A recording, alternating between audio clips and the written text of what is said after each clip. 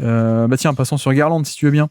Darius Garland, je te fais le topo, 33 minutes par match en moyenne cette année, 57 matchs, 97 de true shooting plus, donc moins 3% d'efficacité relatif à la moyenne sur un usage de 25%, donc plutôt un bon usage, mais pas énorme pour lui, pour le coup.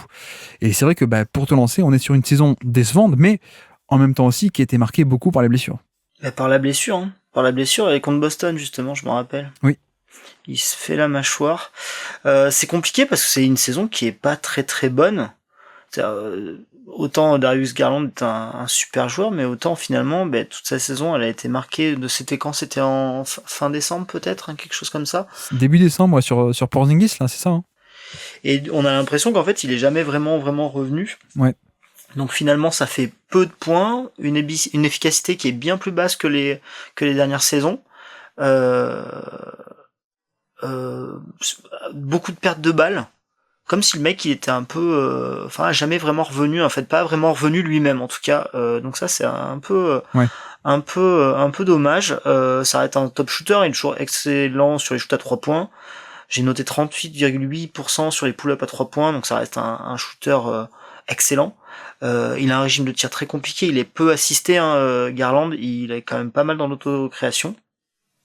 Donc ça c'est vraiment super sympa, et son passing est toujours quand même de top qualité malgré beaucoup de pertes de balles. Il a perdu énormément de ballons cette année, quand même assez nettement plus que la saison dernière. En fait la saison dernière qu'on avait vu comme la saison un peu de l'explosion, on pensait que c'était arrivé, et en fait c'est vrai que cette année il est redevenu dans des standards vraiment moins bons. Par contre, ça reste pour moi un des meilleurs passeurs sur lob de la ligue. Je le trouve vraiment excellent là-dessus. Je trouve, pour m'être fait beaucoup de ses passes, une gestion de ses drives et de sa vitesse de drive et de nuance pour trouver dans le timing parfait des Jarrett Allen ou des Van Mobley assez merveilleux. Tu vois, par rapport au passing d'Hero, je trouve qu'on est sur vraiment pas le même calibre de passeur. Donc voilà, donc un petit peu tout ça. Après, difficulté en défense. Nous on l'a bien châtié en playoff. C'était quand même assez compliqué pour lui. Donc c'est une saison hyper compliquée par rapport à ce que je m'attendais de lui et par rapport à son âge et sa progression. Ça restera une année mauvaise pour lui. Enfin un coup d'arrêt entre guillemets. J'ai cru que tu allais me dire assez plaisant pour nous à Boston, ces manques défensifs. Non, je ne me réjouis pas de... Non, mais alors effectivement, je pense que à la base de toute cette mauvaise saison qui de facto est mauvaise, c'est, je pense qu'il y a des explications dans la blessure et le fait que il y a cette blessure à la mâchoire. Je ne suis pas expert ni en biomécanique ni médecin d'ailleurs, mais ce qu'on peut lire de certains, c'est que apparemment la blessure à la mâchoire, c'est un truc qui peut affecter beaucoup les muscles de ce qu'ils appellent le grip, tu sais, au niveau de la main. Et donc c'est ce qui pourrait expliquer que notamment il a fait une très mauvaise saison d'efficacité, parce que ce grip au niveau des muscles de la main, bref, tout ça un peu lié apparemment, encore une fois, mais c'est effectivement si on prend un peu il y a des explications, d'accord, mais si on prend un peu ce qui s'est passé de facto, on est un peu obligé de juger qu'on est sur une mauvaise saison. L'efficacité au général est un peu plus basse que d'habitude. On est repassé en dessous du niveau moyen de NBA, alors qu'on était quand même au-dessus depuis quelques temps. Donc ça c'est pas top en termes de perte de valeur. Le jump shot aussi notamment, en effet 37% à 3 points, alors c'est pas mal, hein, mais sauf qu'on était plus haut l'an dernier. Plutôt bonne saison sur les longs tiers de points cette année, donc ça va. Mais voilà, l'autre aspect qui est assez inquiétant, c'est les drives. Enfin inquiétant, en tout cas qui n'a pas été bon. Mais les drives, en effet, on est très simplement sur l'efficacité en fin de drive, les tirs en fin de drive, donc l'efficacité layup plus lancer franc, la productivité générale, 3e pire de NBA sur les gros volumes. 3e pire, donc 55e sur 57 parmi les joueurs qui font plus de 10 drives par match. Pour te dire, attention, n'aie pas peur, enfin si, aie peur justement. Je les connais. Il y a du scout, non? Exactement, il y a Scoot Anderson et Caris LeVert. Voilà, il est au niveau de Caris LeVert, qui est pas vraiment un repère d'efficacité, hein, vous le savez. Mais voilà, on a affaire à quelqu'un qui est devenu un des pires drivers de NBA, alors que c'est pas ses standards habituels. On est plutôt au niveau moyen, un peu plus, un peu moins, mais voilà, on a vraiment une chute de cette efficacité au drive qui vient un peu tout mettre en l'air. Alors, il y a un aspect comme dit Kelly à la blessure, mais ce qui est intéressant par ailleurs, c'est que on a quand même ce passing, quoi. On a ce passing, et comme tu dis, c'est pas juste un passing un peu sympa. D'ailleurs, je crois qu'on l'a cité dans le top 10 passeurs de NBA quand on a fait un podcast là-dessus. Il y a vraiment un truc créatif, il y a vraiment de la manipulation de défense, il y a une science du pick and roll, il y a du driving kick un peu, enfin, il y a vraiment de tout, et c'est un peu ça qui sauve la saison, même si en plus, au final, les pertes de balles aussi ont explosé cette année. C'est le 4e pire en termes de pertes de balles, là C'est un des encore. pires, ouais. C'est au niveau de Scoot Anderson, Wembanyama et Russell Westbrook, donc pas du tout des, des modèles de propreté, on peut dire. Donc voilà, c'est vraiment une saison très mauvaise et qui, je pense, va lui faire perdre pas mal de place dans le classement, lui qui était plutôt haut l'an dernier, quoi. Il y a un truc vraiment, j'ai envie de le mettre à sa décharge. En fait, c'est un vrai cas de conscience, Garland, parce que franchement, c'est facile de voir qu'avec sa blessure, ça a un peu brisé, ça a un peu son élan et sa saison. Et du coup, enfin, tu vois, j'ai même dans le classement des 5, je me disais, mais à proprement parler, il y a un moment, je me suis même posé la question de mettre Hartenstein plus haut, tu vois. Il y a vraiment ce côté de dire, ah, mais c'est pas le vrai qu'on a eu, mais c'est quand même celui qu'on a eu. Enfin, voilà, de manière assez factuelle. Et sur son shooting fall percentage, jusqu'à la blessure, il est au-dessus des 11, enfin, il est entre, on va dire, 12 et 16%. Donc, ce qui est bien, ce qui est même très très bien, d'ailleurs, même beaucoup plus que ses standards. Dès son retour de blessure, on voit la courbe qui se vautre complètement jusqu'à finir à 4% en fin de saison. Je me demande même s'il y avait même pas un peu d'appréhension ou de choses comme ça, clairement sur sa fin de saison, quoi. C'est-à-dire que sur le dernier mois de compétition, on est entre 4 et 6, c'est vraiment très très bas, bien plus bas que ses standards à lui, déjà de base, quoi, on va dire.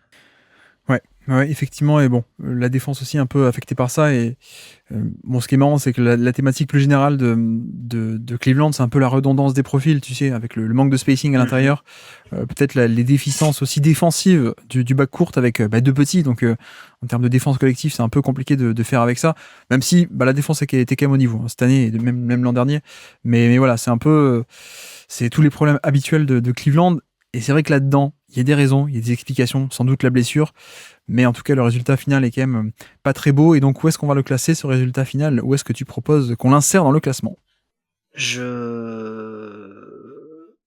Derrière, entre Jarrett Allen et Isaiah Hartenstein. En fait, j'ai bien conscience que ce générateur d'attaque, il a énormément de valeur, mais pas cette année, quoi, en fait. Pas cette année. Et en plus, l'attaque de Cleveland, elle s'est un peu vautrée cette année, enfin, par rapport à l'année dernière. Donc, clairement, on peut penser, en plus, je pense que Donovan Mitchell fait clairement sa saison, que cette baisse, elle vient en partie de lui, pour une bonne partie de lui, quoi, en fait. Ouais, en effet. J'avoue que l'an dernier, il était un peu dans le groupe. Tout ce qui était les créateurs secondaires, les Jamal Murray, Jalen Brown, des mecs comme ça, Zach LaVine, DeRozan. S'il était dans ce groupe l'année dernière, il doit descendre. C'est un peu le raisonnement. Ouais. C'est un peu le raisonnement. Et tu vois, il y a un point de repère pour moi. Je vois Derrick White. J'osais pas le redire parce qu'après on va dire, mais clairement. Non, mais je pense qu'il doit être en dessous de Derrick White. Mais est-ce que c'est pas Derrick White qui est un peu bas, du coup? Parce que tu vois, de l'autre côté, je vois aussi un Jamal Murray qui est pas très efficace non plus, enfin qui fait quand même une mauvaise saison dans l'ensemble aussi comparé à ses standards. Je crois qu'en termes d'efficacité, on est pareil. Ça je savais pas, mais qu'est-ce que vous avez fait, quoi? Qui est le coupable, quoi? Je t'en supplie, dis-moi. J'aurais presque envie de remonter Derrick White. Non mais alors là le problème avec moi, c'est littéralement mon joueur préféré, donc je peux te faire tout son profil, il y a aucun problème, tu vois. Et en plus dans ses bonus entre guillemets, t'as 100% de bonne possession défensive. Et ça c'est un truc, je pense que la plupart des autres mecs l'ont pas dans ces niveaux. Ouais, effectivement. Mais tu vois, vu comme ça, pour moi, Derrick White est de manière automatique un peu au-dessus, alors que Jamal Murray, je me pose un peu la question, mais parce que tu vois, Jamal Murray n'a pas du tout le playmaking. Jamal Murray, on n'a pas du tout le playmaking de Garland.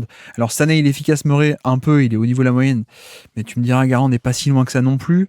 La défense, je trouve pas que Garland soit à ce point catastrophique, et Jamal Murray, il est pas mal, mais c'est pas non plus la folie. Tu vois, j'aurais presque envie de tout changer, de reclasser un peu à la hausse Derrick White, ensuite Jamal Murray, et ensuite Darius Garland. Est-ce qu'un truc comme ça te plairait ou pas? Ah bah moi, si tu me dis on remonte White jusqu'à la 6e place, je te suis, je te dis, le mec je n'ai pas d'objectivité sur White tellement.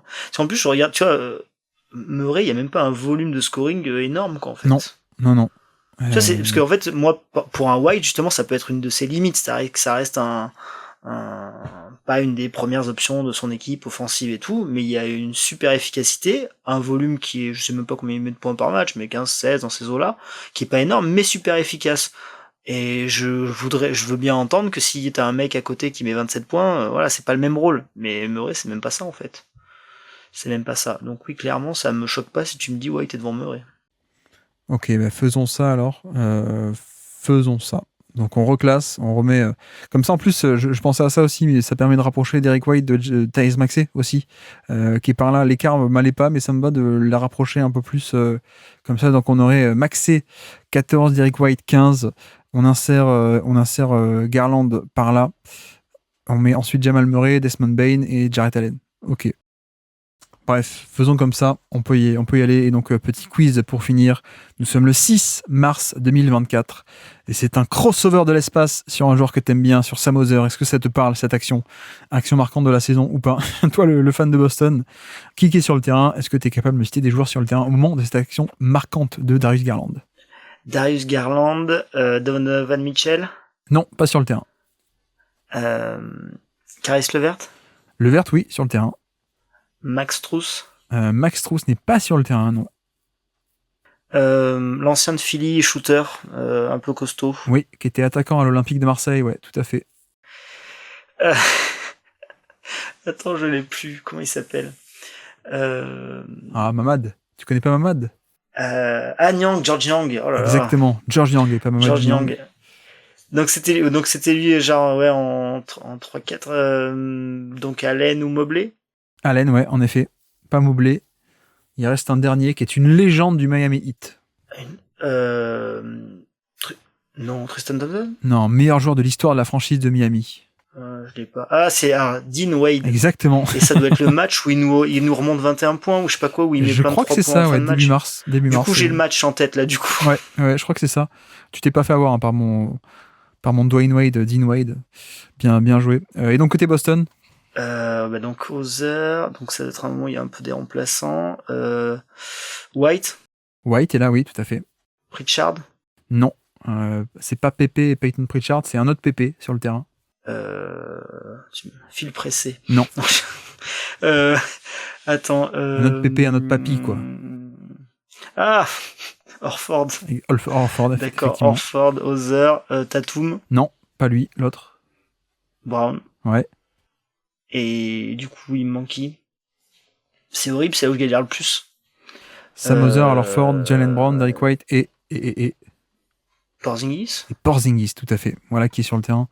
Au moment de ce crossover de l'espace sur Sam Hauser